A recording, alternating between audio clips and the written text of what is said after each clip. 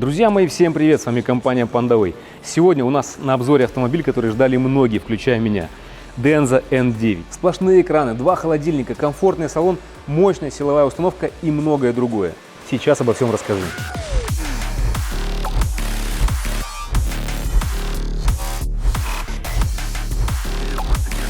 Сначала немного о компании. Denza была основана в 2010 году совместным предприятием BYD и Mercedes-Benz с равными долями 50 на 50%. Однако из-за слабых продаж и финансовых трудностей Mercedes-Benz постепенно сокращал свое участие. В 2021 году Mercedes сократила свою долю в Denza до 10%, передав 90% акций BYD. В июле 2024 года Mercedes-Benz продал свои последние 10% акций BYD, завершив свое участие в Denza. Это сделало Denza полностью дочерней компанией BYD. Под управлением BYD Denza продолжает развиваться как премиальный бренд электромобилей. В 2023 году продажи Denza достигли 127 тысяч единиц, что свидетельствует о росте под руководством BYD. Официально выпуск Denza N9 запланирован на март этого года. Изначально модель будет представлена в гибридной версии с запасом хода на батарейке более 200 км по циклу CLTC. Версия с полностью электрической силовой установкой появится позже. Предварительная цена Denza N9 может составлять от 400 тысяч до 500 тысяч юаней. А основными конкурентами станут Lysian L9 и Aita M9. Но в конце ролика я назову другого конкурента, на которого стоит обратить внимание. Denza N9 – это крупный кроссовер, который отличается внушительными размерами и массой. При этом он предлагает просторный шестиместный салон и достаточное место в багажнике. Дизайн кузова выполнен в довольно угловатых формах, но с плавными линиями. Передняя часть автомобиля имеет закрытую решетку радиатора в стиле электромобилей. Бампер слегка выдвинут вперед, а по бокам имеются вентиляционные каналы. На крыше установлен лидар и 3 камеры для работы системы автопилота «Глаз Бога» последнего поколения. Боковой профиль напоминает Range Rover. Короткий передний свес, длинный задний, слегка наклоненная крыша и приподнятая задняя часть. Такая яхтенная форма делает автомобиль визуально менее массивным. Габариты Denza N9 составляют 5,3 метра в длину, 2,03 в ширину и 1,83 м в высоту. Колесная база 3,12. По сравнению с Aita M9, Denza N9 на 30 мм шире, выше и длиннее, что делает его визуально более крупным. Автомобиль оснащен 22-дюймовыми колесами с ярко-желтыми суппортами. Шасси включает переднюю подвеску на двойных поперечных рычагах и заднюю многорычажную, выполненные из алюминия. Также доступна система подвески с пневматическими элементами, способная не только увеличить высоту, но и менять жесткость подвески. Тормозные диски массивные, большие, размер сейчас не скажу, но они вентилированы как спереди, так и сзади, причем с перфорацией. Но мнение о тормозах мы скажем вам на тест-драйве. Задняя часть автомобиля имеет более плавные линии с небольшим наклоном заднего стекла. Большой спойлер интегрирован в крышу, а задний дворник скрыт под ним, что придает аккуратный вид. Задние фонари выполнены в фирменном стиле Denza с двухуровневой светодиодной полосой. Выглядит очень стильно. Нижняя задняя часть приподнята, обеспечивая большой угол съезда. А конкретно углы заезда 21 градус, угол съезда 22 градуса. Гибридная версия имеет 2 электромотора на задней оси, 1 электромотор на передней оси, а также 2-литровый турбовый 4-цилиндровый бензиновый двигатель с мощностью 207 лошадиных сил. Суммарная мощность электродвигателей составляет 680 кВт, что позволяет автомобилю разгоняться до сотни за 3 с лишним секунды. Также доступны такие функции, как движение боком и разворот на месте. Запас хода на чистой электротяге превышает 200 км по циклу CLTC. Здесь, как в лучшей традиции китайских автомобилей, все закрыто, запломбировано. Есть теплошумоизоляция, также пылезащита по кругу везде, чего не хватает бывает в европейских автомобилях. В общем, все как везде. Кстати, что касается гибридной силовой установки, то она точно такая же, как и в Z9 и в Z9 GT. Все 5 дверей имеют электропривод. Дверная карта большая, массивная, с премиальными материалами. Вставочки такие под дерево, хромированные. Здесь приятная кожа. А вот это не премиальная. Открытый пластик. Даже в более дешевых машинах этот пластик закрывается. Закрытые пороги, выезжающая подножка. Подножка очень стабильная, крепкая, не шатается, не болтается. Сделано хорошо. Я хочу уделить внимание вот этому огромному количеству кнопок и настроек. Как вы знаете, я очень сильно люблю физические кнопки. Здесь их большое количество. Можно настроить и зеркала, и стекла, и блокировки, разблокировки, детские режимы. Все, что нужно, все здесь есть. Вот так, я считаю, должно быть во всех автомобилях. Кнопка открытия дверей электронная. Здесь у нас есть аварийное открытие двери, в случае, если у вас автомобиль будет обесточен. И также есть кнопка открытия багажника. Все под рукой, все отлично. Заходим в салон. Руль имеет огромное количество физических кнопок. Все, как я люблю. Отдельно вынесены сзади лепестки для управления автопилотом. Также РНД вынесено за руль. Изменение руля по вылету и по высоте происходит привычным человеческим образом, а именно через отдельную кнопку, а не через планшет, как это реализовано в других автомобилях. Сиденье очень комфортное. Я даже скажу так, что оно готово поспорить по комфортности с лисяновскими, которые для меня являются эталоном. Здесь 24 позиции настройки. Можно как увеличивать, так и укорачивать сидушку. Также изменять наклон сиденья. В общем, огромное количество настроек. Отлично. Потолок очень приятный. Микрофибра. Ребят, она приятная, что хочется прям ехать и трогать эту микрофибру. Зеркало здесь большое. Влезет просто лицо. Огромное лицо, в общем, как у некоторых. И в крыше есть отдельная кнопочка. То есть, если на улице идет дождь, и вы не хотите намочить вашу ручку, тянувшуюся за дверью, можно нажать ее вот так вот и закрыть дверь. А также, наверное, можно ее открыть, да? С помощью этой кнопки. Да, действительно, можно и открыть. Ага, если бы оператор не мешал, она открылась бы до конца. С левой стороны есть вот такой маленький бардачок, который можно использовать под разные назначения. В салоне обилие экранов. Центральное место занимает 17,3-дюймовый дисплей. По бокам симметрично расположенные 13,2-дюймовые экраны для приборной панели и пассажира. Все экраны встроены в панель, что защищает их от солнечных бликов.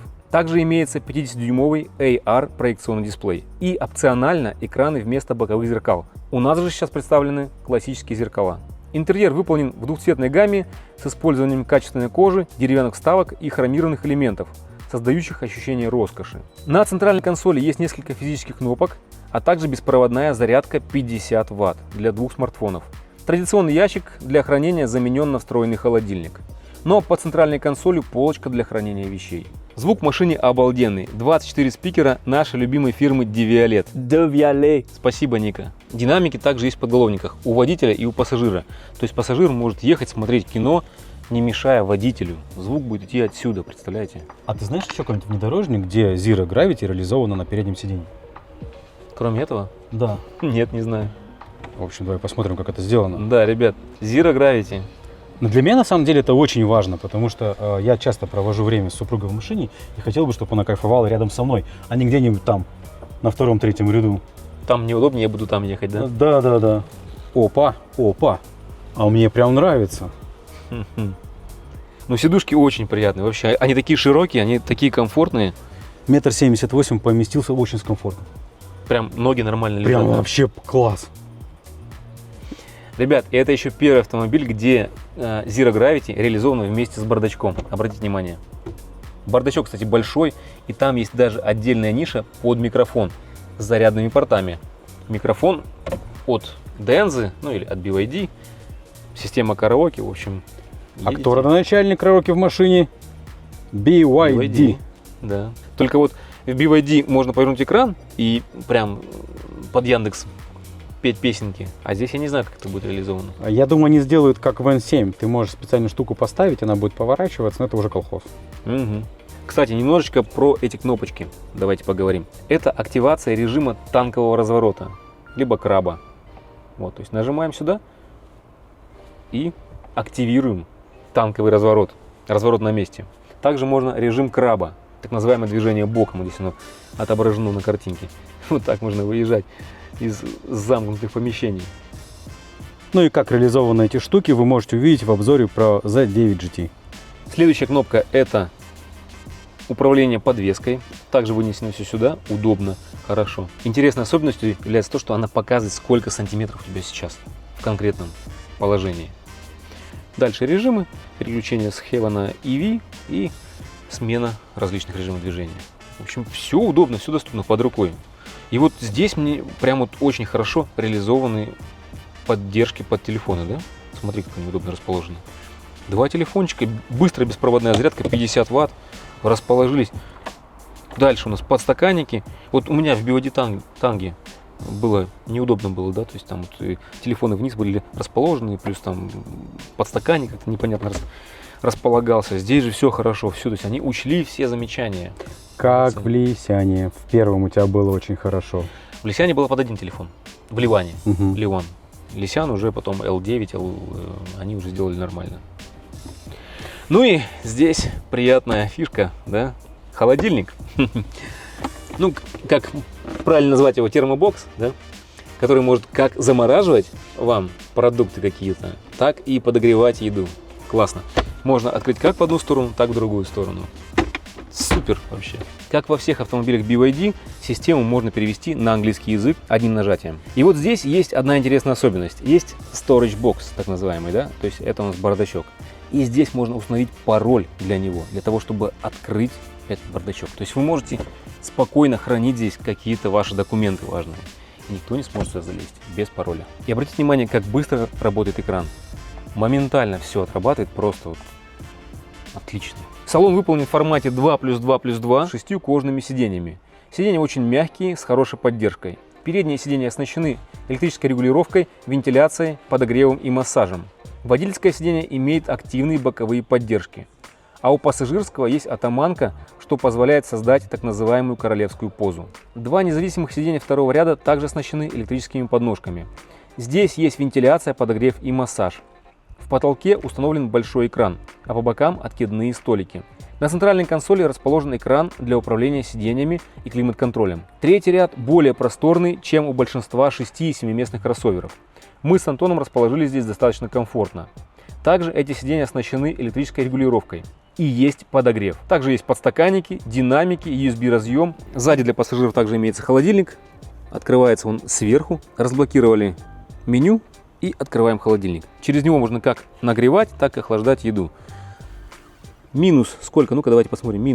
Минус 6, как это обычно сделано. И нагревать можно до плюс 50 градусов. Ну, все стандартно, в принципе. В этой машине вы можете перевозить до 4 маленьких детей. Изофиксы есть как в среднем ряду, так и в заднем ряду.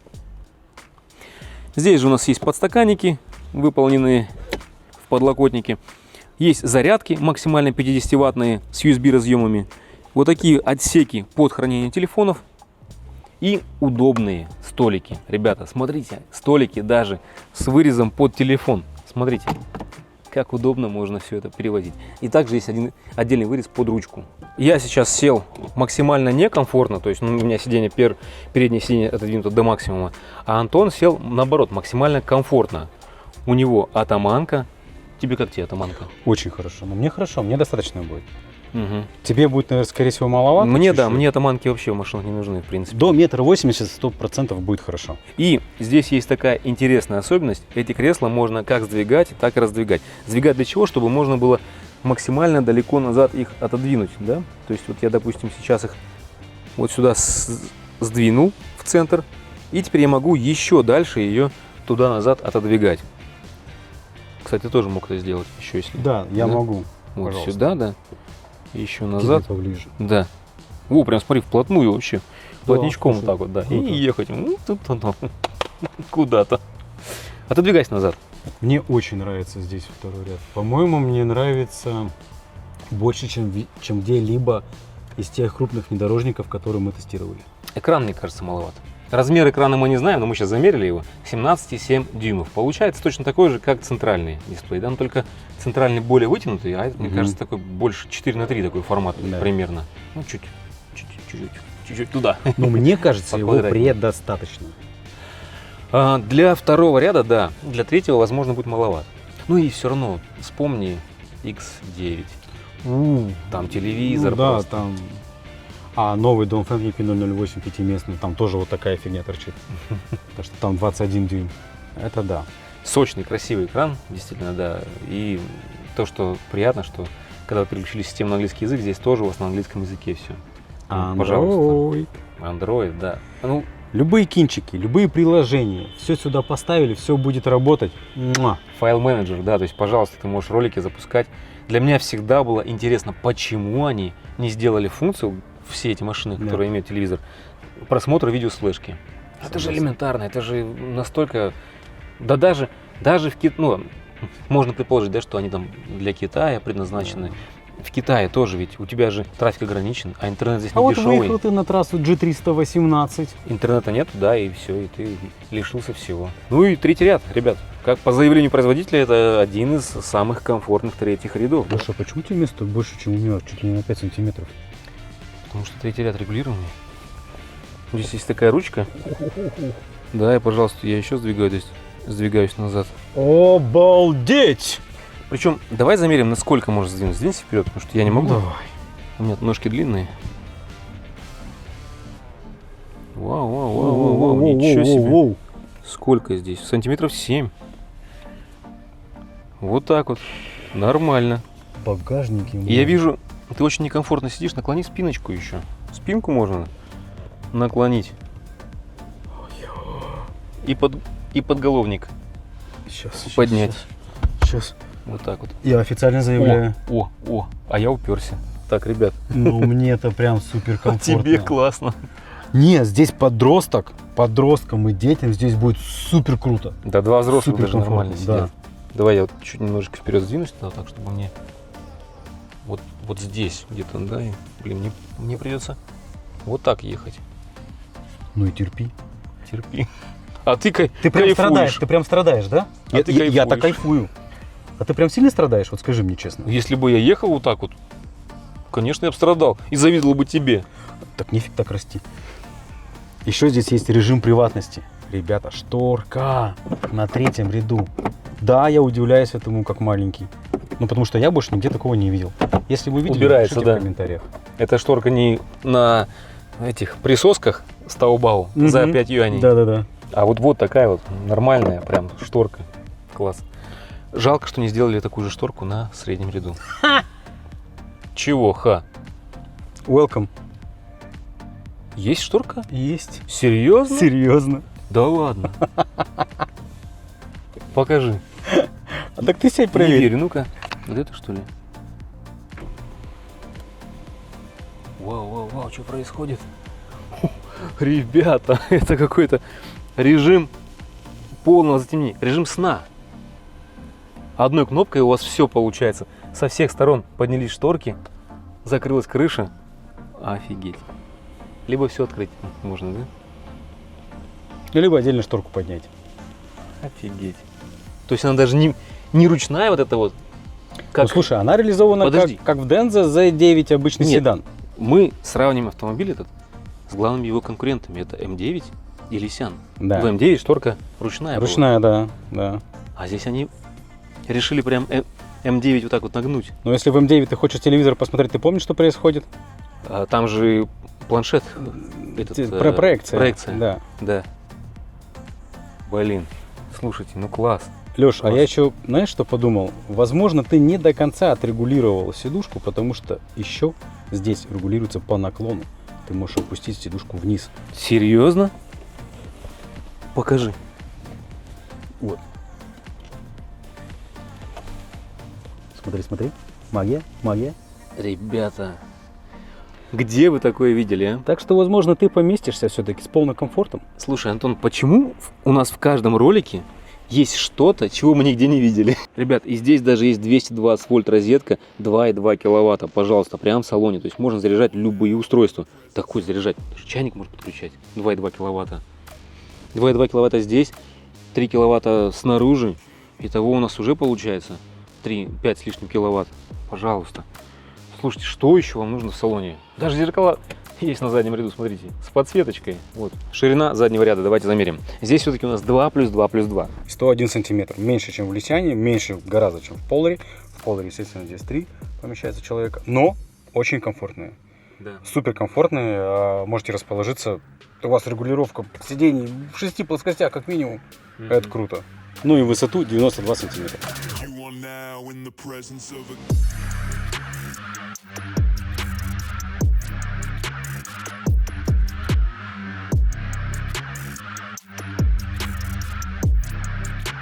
Как показали на презентации, в багажник этого автомобиля помещается до 6 маленьких чемоданов даже при разложенном третьем ряду сидений. Что-то не похоже, да? А, ну да, здесь же есть регулировка. Сдвигаем вперед это все. То есть, если вам нужно перевести какие-то вещи, и плюс еще 6 человек, то придется немножечко пассажирам вот так подужаться. Вот в таком положении, да, здесь, ну, как они показали, какие-то можно маленькие 6 чемоданчиков сюда разместить. Ну, 6, наверное, вряд ли. Ну, вот примерно 4 я бы сюда, наверное, засунул. Снизу органайзер с большим количеством ниш. И с левой стороны тоже есть, опять же, такая вот еще одна ниша, пожалуйста. Ну и розетка, прикуриватель 12 вольт, 180 ватт. Отлично. Также есть две кнопки здесь для регулировки высоты задней части автомобиля при помощи пневмоподвески. Одной кнопкой можно сложить задний ряд. Удобно. Нажали, все сложилось. Получается вот такое вот подобие ровного пола. Да, с небольшим выступом. У нас есть выступ все-таки. А почему он есть? А может быть, потому что мы настроили максимально высоко сидушку? Нет? Нет. Выступ такой остается, да. В автомобиле есть два режима. Один sleeping mode, так называемый спальный режим, где у вас при помощи переднего и среднего ряда образуются две вот такие кровати. И есть еще один режим, так называемый cinema mode, то есть режим кинотеатра. В этом положении у вас сейчас средний ряд складывается и образуется место комфортное для просмотра телевизора. Ну, наверное, также можно и переночевать в таком режиме. В принципе, даже в режиме движения. То есть ты едешь, а у тебя двое здесь спят. Обалденно. Обалденно. Класс. Супер. А мне интересно, помещусь ли я? Я вот сейчас разуюсь. Антох, пойдем посмотрим кино. Так, Класс. слушай, ну, дети-то поместятся. Конечно. Обалденно. Нет, так подожди, ты-то влезешь? Тебе вообще нормально? Да мне вот так вообще огонь. У тебя вообще нормально все. А еще и специальный матрасик по-любому будет. Ага. И красота. То есть вот так вот. А, ну вот, Вот так вообще. вот так смотреть кино, да. Представляешь, тебе дети будут в диком восторге. И вот сейчас просится прям больше экран, ты понимаешь? Да. Непонятно, почему конструктивно они его не сделали больше. Могли, потому что места да. много, да. А я знаю, почему они такие. Ну вот у нас теперь ультраплас, вот это вот все дела. Обновили, туда-сюда. В общем, на будущее задел, да? Оставили. Молодцы. Класс. Вообще я в таком дичайшем восторге от того, как они реализовали внутреннее пространство автомобиля. Ну вот Отлично. практически, мне кажется, все продумали до мелочей. Уделали всех вообще по комфортности. Лисян сейчас такой: ёшкин кот, ничего себе мы не доделали-то. Порты зарядки находятся с правой стороны, в задней части автомобиля. Медленная зарядка у нас однофазная здесь, с которой вы можете получить 3,3 киловатта через V2L систему. А вот Fast Charge здесь сколько принимает, мы не знаем. Нет такой информации. Но если отталкиваться от архитектуры автомобиля Denza Z9, примерно похожий, то здесь максимум 82 киловатта принимающей мощности. Что не так-то и много, в принципе. Бензобак находится с левой стороны. Кушает наш зверек 92-й бензин. Вот емкость бензобака пока еще держат они в тайне. Но, как менеджер говорит, что возможно будет 53 литра. Возможно. Вот такой интересный автомобиль получился у компании Denza. Действительно, автомобиль, который ждали многие, включая меня, как я сказал в начале ролика. Я готовился к нему, читал разную информацию, и, вы знаете, меня переполняли разные эмоции. Во-первых, как только я стал читать его, я подумал, а не продать ли мой Polarstone и купить Denza N9? Действительно, у меня была такая мысль. Потому что, получая всю эту информацию, ты понимаешь, что такой автомобиль и плюс ценник, возможно, зная BYD, будет очень вкусный, потому что любят они шокировать всех. Сейчас они заявляют, что цена будет от 400 до 500 тысяч юаней, возможно, да? Но, как мы знаем, с Леопардом получилось. Мы тоже ждали, что будет 450, и вдруг стало сколько? 350, да, Антон? Да. 350. И вот здесь, если будет 350 тысяч, ну, ребят, ну это же просто вообще, это убийца всех конкурентов, просто будет сразу разом вот так вот. Это были мои мысли первые. Дальше, читая другую информацию, дойдя до массы, максимально разрешенная масса свыше 3700 килограмм. А это уже категория С. Это уже проблемы. Небольшие, но проблемы. То есть нужно переучиться, нужно получать категорию дополнительную, да. Но опять же, тяжелый автомобиль. Расход, ребята, 3 электромотора. То есть расход здесь будет, я думаю, не маленький. Опять же, 3 электромотора с бензиновым движком. Здесь у нас не последовательный гибрид, здесь у нас плагин-гибрид, параллельный гибрид. То есть у вас при расчете налогообложения здесь будет считаться сумма всех моторов, а это свыше 900 лошадиных сил. 900, ну короче по 1000 получается. А это уже прям копеечка такая, каждый год будет капать. И вот я просто помню по моему BYD Tanggo многие писали, да там ты что, там 600 лошадей, какой налог будет конский, а здесь 1000 практически. И тут, вы знаете, вот сразу начинаешь думать, а стоит ли менять? Далее, ребята, как вы видели, как мы показали в ролике, третий ряд. Третий ряд чисто двухместный. Да, он комфортный, да, у него куча настроек, но 100 сантиметров, 101 сантиметр.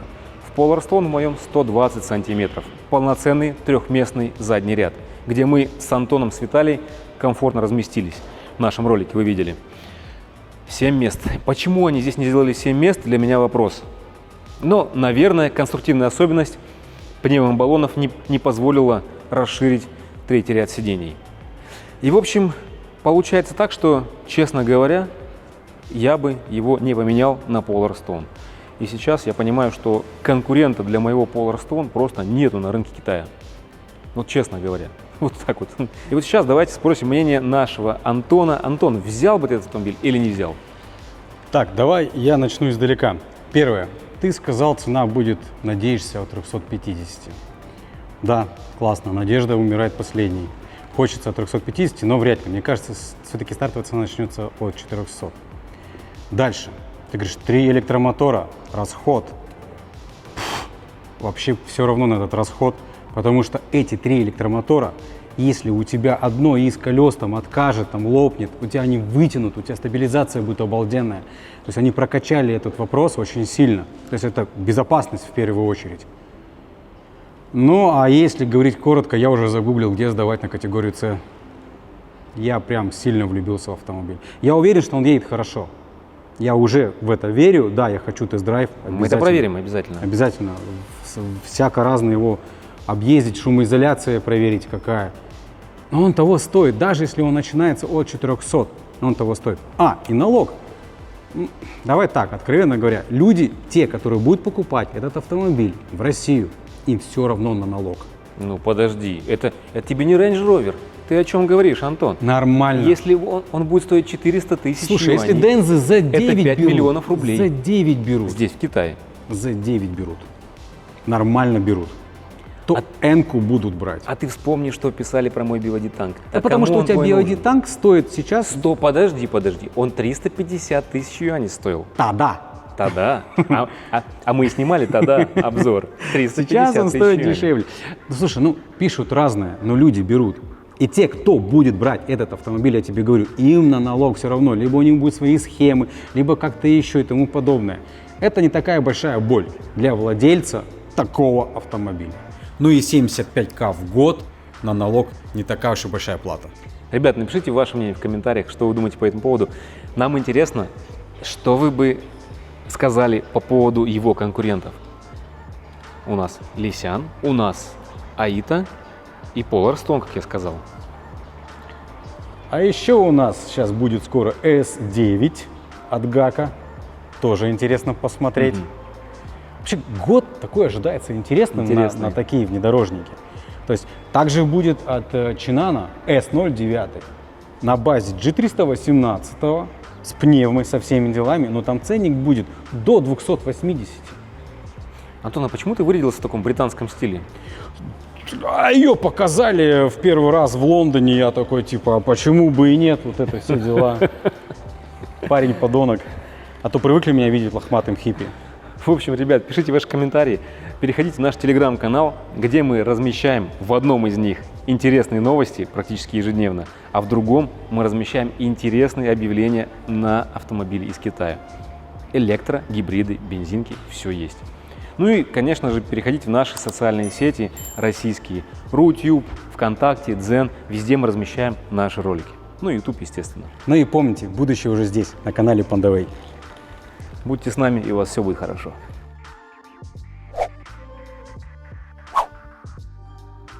Какая-то полоса, смотри, она по-любому двигается. Вот видно по ней, что она двигается.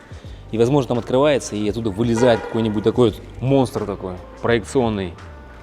Или фаркоп. Крюк. А, этот, лебедка, вот. Точно. Тачка же, как ты говорил, для оффрода сделана. Я такого не говорил. Нет, ну типа, или кто там говорил, что... Легкого бездорожья. Для легкого бездорожья.